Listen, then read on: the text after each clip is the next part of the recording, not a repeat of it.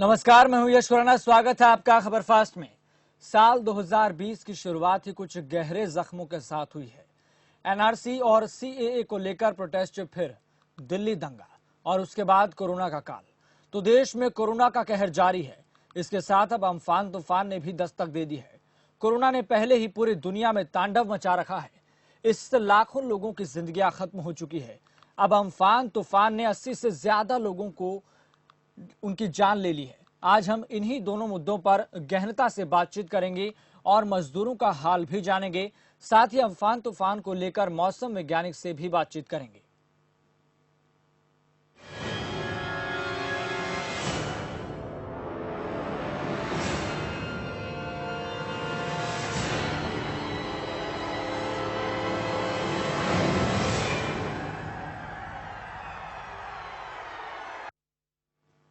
मजदूरों का दर्द समझे ना कोई। जिस तपती और जलती और चिलचिलाती धूप में आप घर से बाहर नहीं निकलना चाहते हैं, हमारे देश की रीढ़ की हड्डी हमारे मजदूर अपने घर पहुंचने के लिए गर्म भट्टी की तरह तपती सड़क पर भी लगातार चल रहे हैं। हालांकि कई लोग, सामाजिक संस्थाएं इनकी मदद के लिए आगे भी आ रही हैं। सरकार की ओर से कई सुविधाएं भी दी जा रही है, लेकिन बावजूद इसके मजदूरों का पलायन जारी है और पलायन पर सियासत भी भारी है। तभी तो सड़कों पर नंगे पांव नन्हे मुन्ने बच्चों का चलना, बेसहारा मजदूरों का घर जाना अब भी जारी है। तो इन सब तस्वीरें देखकर यह कहना गलत नहीं होगा कि मजदूरों का दर्द समझे ना कोई। क्योंकि अगर कोई समझता है तो राजनीति नहीं होती, बात होती मदद की। अगर कोई समझता तो मजदूरों को मोहरा नहीं बनाया जाता, उन पर मेहरबानी की जाती। और अगर कोई समझता तो सड़कों पर भूखे प्यासे मजदूरों पर बहस नहीं होती, समस्या पर बातचीत होती, उसका हल निकाला जाता। अलग अलग राज्यों के अलग अलग जिलों में मजदूरों के ठहरने के लिए आश्रम या फिर शेल्टर होम बनाए गए हैं, लेकिन वहां पर भी मूलभूत सुविधाएं उपलब्ध नहीं है, मयसर नहीं है। इसके साथ ही क्वारंटीन सेंटर की भी तस्वीरें आपने देखी हैं। कहीं खाने के लिए लाले हैं तो कहीं पर सोने के लिए बेड तक नहीं है। आज इसी पर हम चर्चा करेंगे। बहुत महत्वपूर्ण विषय है। तो महत्वपूर्ण विषय के साथ ही देश की तमाम जो सरकारें हैं भले ही मदद कर रही हो, लेकिन कुछ ऐसी जगहों से, क्वारंटीन सेंटर से ऐसी तस्वीरें आई हैं जो अपने आप में चौंकाने वाली है। क्योंकि मजदूर पलायन भी कर रहे हैं। इस महासंकट के दौर में सरकारें भले ही मदद कर रही हो, बस चला रही हो, ट्रेन चला रही हो, लेकिन फिर भी लगातार सरकारों की इतने लाख कोशिशों के बावजूद भी आज भी पलायन लगातार जारी है। तो आपको बता दें कि हमारे साथ हमारे संवाददाता विशाल मिश्रा हमारे साथ मौजूद हैं जमीनी हकीकत को दिखाने के लिए। विशाल, आपसे जानना चाहते हैं, जहां पर इस वक्त आप मौजूद हैं वहां के हालात क्या है, जमीनी हकीकत क्या है, सबसे पहले ये बताइए। बिल्कुल बता दूं, जिस तरीके से प्रवासी मजदूरों का आवागमन जो है वो लगातार जारी है जी, लेकिन जो तस्वीरें सामने आकर आ रही हैं वो दुखाने वाली हैं। आपको बता दें, जिस तरीके से प्रशासन दावे कर रहा है कि हम प्रवासी मजदूरों के लिए हर सुविधा मुहैया जो है वो उपलब्ध करा रहे हैं, लेकिन डेरापुर तहसील में एक मामला जो आया है जिसने दिल जोड़ के रख दिया है। आपको बता दें, जिस तरीके से प्रवासी मजदूरों के लिए क्वारंटाइन सेंटर बनाए गए हैं, लेकिन यहाँ नजारा बिल्कुल विपरीत दिखाई दे रहा है, जहां प्रवासी मजदूरों के आने पर उन्हें गांव के बाहर खेतों पर रहने के लिए अपना गुजर बसर करना पड़ रहा है। G S G. विशाल, आपसे जानना चाहते हैं कि प्रशासन इसको लेकर कोई सुध नहीं ले रहा है क्या? सरकार की तरफ से ये बातें नहीं पहुंच रही हैं क्या? जी बिल्कुल बता दें, जिस तरीके से शासनादेश है कि हर प्रवासी मजदूर के लिए उन्हें क्वारंटाइन सेंटर में रखना होगा, लेकिन कानपुर देहात की अगर प्रशासन की बात की जाए तो शासनादेश भले ही कि कोई भी प्रवासी मजदूर अगर आता है तो उसका थंब स्कैनिंग होने के बाद उसका सैंपल लिया जाना चाहिए। हम अपनी खबरों के माध्यम से बार बार अवगत कराते हैं, लेकिन यहाँ पे थंब स्कैनिंग, टेम्परेचर नापने के बाद उसका सैंपल लेने के बाद उसे कानपुर रेफर किया जाता है। कानपुर रेफर होने के बाद वही तकरीबन 6 से 7 दिन के बाद उसका जब सैंपल आता है तो वो कोरोना पॉजिटिव पाया जाता है। जैसे जनपद कानपुर देहात में आज भी सिवली में एक जो प्रवासी मजदूर आया था, उसका 6 दिन पहले सैंपल कानपुर नगर भेजा गया था, जिसका आज जब कोरोना पॉजिटिव की रिपोर्ट आई है। जी यस जी। विशाल, इसको लेकर मजदूरों के जहन में क्या कुछ चल रहा है? भले ही सरकारें लाख दावे कर रही हूं, लेकिन फिर भी वो जो सहायताएं हैं, जो सुविधाएं हैं, वो मजदूरों तक क्यों मयसर नहीं है? उसको लेकर जहन में क्या चल रहा है मजदूरों के?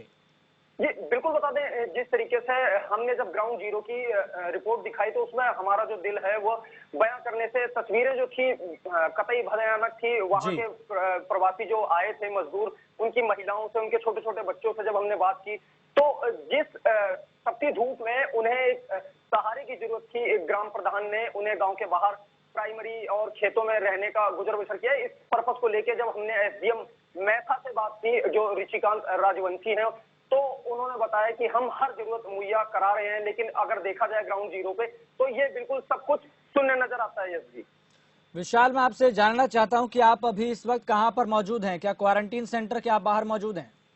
जी बिल्कुल बता दें यस जी, जिस हिसाब से खबरपाश की टीम ने जी क्वारंटाइन सेंटर के बिल्कुल हम जस्ट बाहर खड़े हुए हैं। हमारे बीच एक महिला है जो क्वारंटाइन सेंटर में है, और उनसे भी जानते जी, हैं उनसे कि बातचीत करने का प्रयास कीजिए आप। जी बिल्कुल।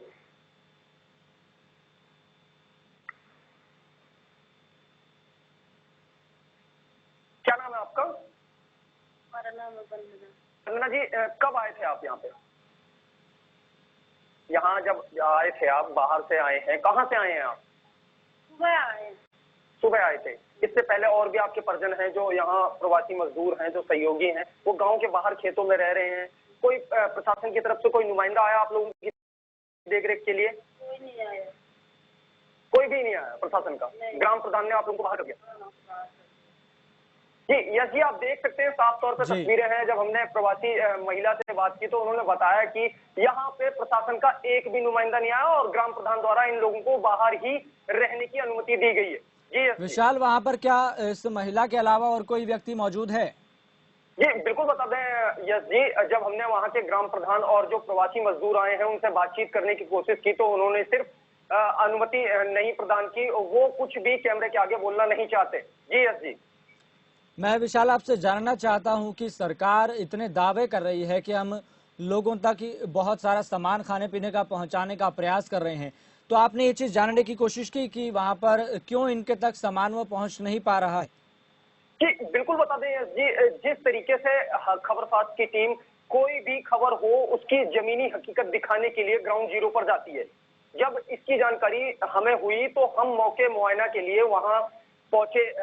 पहुंचकर हकीकत दिखाने की कोशिश की तो वहां हमने देखा कि छोटे छोटे बच्चे हैं, महिलाएं भी हैं 4 से 5 और प्रवासी मजदूर भी हैं। अगर बात की जाए कि उनके खाने पीने या रहने की समस्या, तो हकीकत में यस जी, जो बयां करने वाली तस्वीरें हैं कि वह खाना भी उनके घर के परिजन उन तक पहुंचा रहे हैं। ये विशाल, यहाँ पर क्वारंटीन सेंटर में कितने की संख्या में यहाँ पर मौजूद हैं व्यक्ति? जी बिल्कुल बता दें यस जी, बात की जाए डेरापुर थाना क्षेत्र की या अलग अलग तहसीलों की तो वहां 2 से 2,500 आदमी होते हैं, जिन्हें जब उनकी जरूरत मतलब ज्यादा अधिकतर जब प्रवासी मजदूर आ जाते हैं तो उन्हें एक से दूसरे उसमें क्वारंटाइन सेंटर में भेज दिया जाता है। लेकिन अगर बात की जाए जनपद कानपुर देहात में तो यहाँ 10 से 12 क्वारंटाइन सेंटर बनाए गए हैं और अधिकतर ग्रामीण क्षेत्रों में लोगों को प्राइमरी स्कूल या फिर घर के बाहर, गांव के बाहर खेतों में ही उन्हें रखा जा रहा है। जी यस जी। विशाल, आपने डीएम या फिर एसडीएम से इस संबंध में उनको बताने का प्रयास किया, सूचित किया कि जो मजदूर हैं वो बेहाल हो रखे हैं, वो अलग अलग जगहों से, अलग अलग इलाकों से यहाँ पर क्वारंटीन सेंटर में मौजूद हैं, ना तो उनके पास कोई सामान पहुंच रहा है खाने का, वो इस तरह से बेहाल हैं, चाहे छोटे बच्चों की बात हो या फिर किसी महिला की बात हो, चाहे पुरुष की बात हो? जी बिल्कुल बता दें, जिस तरीके से आपने बताया कि जिलाधिकारी राकेश कुमार सिंह से हमारी इस पर्पज पे जरूर बात हुई थी तो उन्होंने कहा था कि संबंधित अधिकारी को हम अवगत कराएंगे और दिशा निर्देश देंगे कि जल्द से जल्द कार्रवाई हो, लेकिन ये सिर्फ धरातल पर शून्य नजर आता है। और वहीं अगर बात की जाए कि एसडीएम मैथा और एसडीएम डेरापुर, जब उनसे हमने संपर्क साधने की कोशिश की तो उनका फोन जो है वो अनरीचेबल आ रहा है, क्योंकि अधिकतर इस समय नेटवर्क की प्रॉब्लम आ रही है। जो बीएसएनएल के सीयूजी नंबर है उनसे संपर्क नहीं हो पा रहा है। G S G. तो आपने मजदूरों को लेकर जिस तरह से तस्वीरें देखी है वो बहुत चौंकाने वाली है, अंदर से झकझोर देने वाली है, पसीज देने वाली है, क्योंकि लगातार जो सरकारी अमला जो दावा करता है, प्रशासन जो दावा करता है, वो जमीनी हकीकत पर कितना खरा उतर रहा है इसकी तस्वीर कानपुर देहात में क्वारंटीन सेंटर में वहां पर रह रहे लोगों के तौर पर साफ तौर पर दिख रही कि वहां पर उन तक कोई भी सामान खाने पीने का नहीं पहुंच रहा है।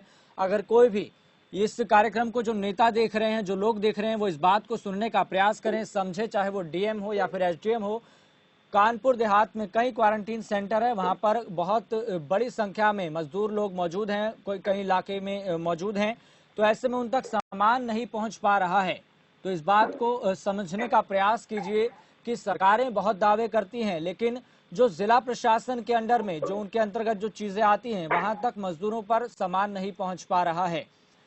तो आप विशाल मिश्रा, आपसे जानना चाहेंगे, आपने बहुत से क्वारंटीन सेंटर का दौरा किया है, वहां खाने पीने की चलिए बात हम मानते हैं एक अलग है, लेकिन उसके अलावा जब क्वारंटीन सेंटर में उनको रखा जाता है तो किस तरह की सुविधाएं उनको दी जाती है? क्या स्क्रीनिंग होती है या फिर नहीं होती?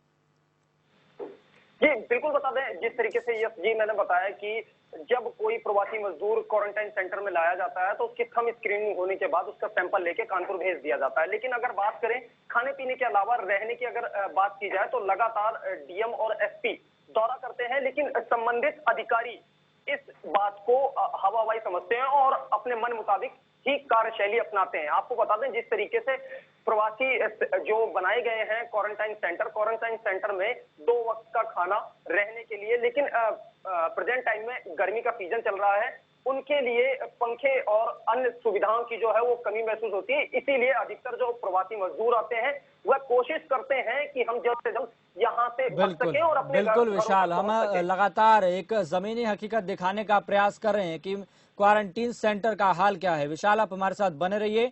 अब हम आपको बता दें कि हमारे साथ हमारे ब्यूरो चीफ अमितेश श्रीवास्तव जुड़ चुके हैं।